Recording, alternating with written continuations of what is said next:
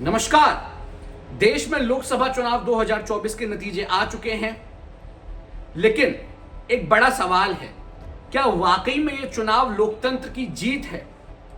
हमारे देश में दक्षिण भाग में एक राज्य पड़ता है तमिलनाडु। उसकी एक सीट है कोयंबटूर, जहां से बीजेपी के उम्मीदवार के अन्नामलाई चुनावी मैदान में थे। अन्नामलाई एक पूर्व आईपीएस अफसर जिन्होंने अपनी नौकरी छोड़ी राष्ट्र की सेवा के लिए, लोगों के बीच में रहने के लिए। वो ना सिर्फ चुनाव हारते बल्कि 1 लाख मतों के अंतर से चुनाव हारते हैं। वहीं अगर पंजाब की बात करें तो अमृतसर की एक सीट है जहां से तरनजीत संधू बीजेपी के उम्मीदवार, जो कि पूर्व आईएफएस अफसर हैं, ना सिर्फ आईएफएस अफसर बल्कि भारत का प्रतिनिधित्व वो अमेरिका में एक राजदूत के तौर पर कर चुके हैं, वो भी चुनाव हार जाते हैं। लेकिन वही पंजाब की एक सीट है खडूर साहिब, जहां से अमृतपाल सिंह, एक संदिग्ध आतंकवादी खालिस्तानी समर्थक, चुनाव जीत जाता है। और ना सिर्फ चुनाव जीतता है बल्कि 1,95,000 मतों से चुनाव जीतता है। यानी कि नरेंद्र मोदी, भारत के प्रधानमंत्री, जो कि वाराणसी से अपना चुनाव लड़ रहे थे, वो जीते 1,74,000 वोटों से, और अमृतपाल सिंह जीता 1,95,000 मतों से। और गजब की बात सुनिए, अमृतपाल सिंह असम की डिब्रूगढ़ जेल में बंद है। वहां से रहते हुए वो पंजाब में 1,95,000 मतों से जीत हासिल करता है। वहीं पंजाब में एक दूसरी सीट है फरीदकोट, जहां से पूर्व प्रधानमंत्री इंदिरा गांधी के हत्यारे बेअंत सिंह का सुपुत्र सरबजीत सिंह चुनावी मैदान में था। वो भी 1,74,000 मतों से, मतलब लगभग प्रधानमंत्री के बराबर से चुनाव जीत जाता है। उस पर भी काफी सारे गंभीर आरोप हैं। वहीं अगर नॉर्थ जोन की बात करें तो नॉर्थ में एक सीट है बारामुल्ला की सीट, जहां से इंजीनियर राशिद चुनाव जीता। उसके चुनाव जीतने से ज्यादा खबर जो सुर्खियों में वो ये है कि उसने जम्मू कश्मीर के और नेशनल कॉन्फ्रेंस के जो चीफ हैं उमर अब्दुल्ला को चुनाव हराया। और उस पर एनएसए, नेशनल सिक्योरिटी एक्ट के अंदर काफी सारे आरोप हैं। राजद्रोह का उस पर आरोप है। क्या कहता है हमारे देश का नियम? क्या कोई अगर आरोपी जेल में है तो क्या वो चुनाव लड़ सकता है? आइए गौर करते हैं। हमारे देश में है पीपल्स रिप्रेजेंटेशन एक्ट 1951, जिसकी धारा 8 ये कहती है कि जेल में अगर कोई आरोपी है तो वो चुनाव लड़ सकता है।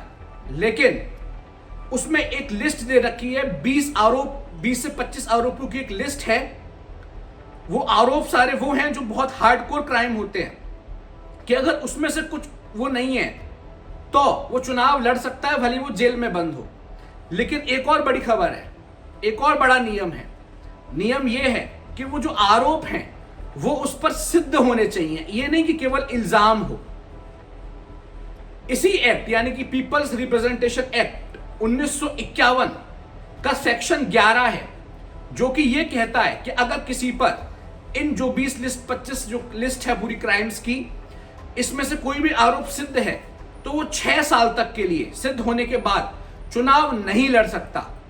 लेकिन इलेक्शन कमीशन के पास एक स्पेशल पावर है कि अगर इलेक्शन कमीशन चाहे तो वो इस 6 साल की अवधि को थोड़ा सा कम कर सकती है।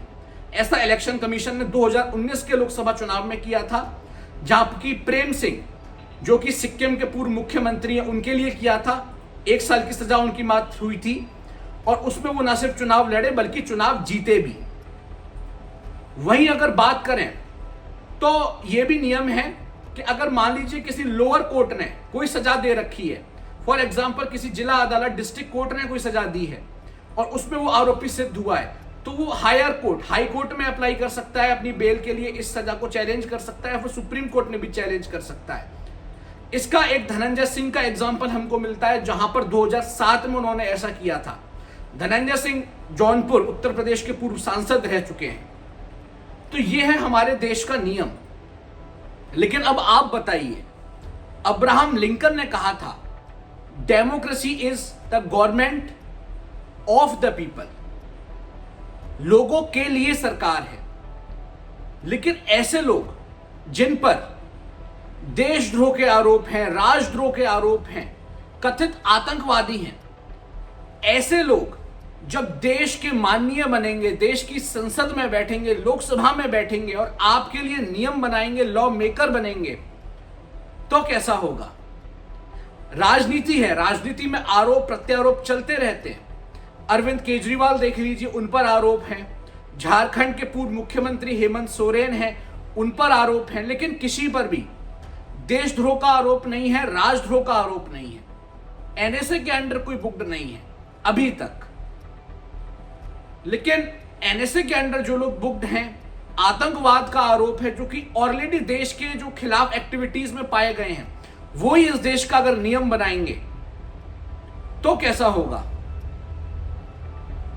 ये आप लोग बताइए।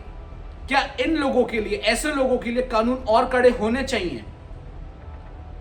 और ऐसी खबरों के लिए देखते रहिए law street Bharat, law street journal. Subscribe करिए, शेयर करिए, कमेंट करिए और बताइए कैसी लगी आपको हमारी खास रिपोर्ट। यहां बात होती है देश की। जय हिंद, जय भारत।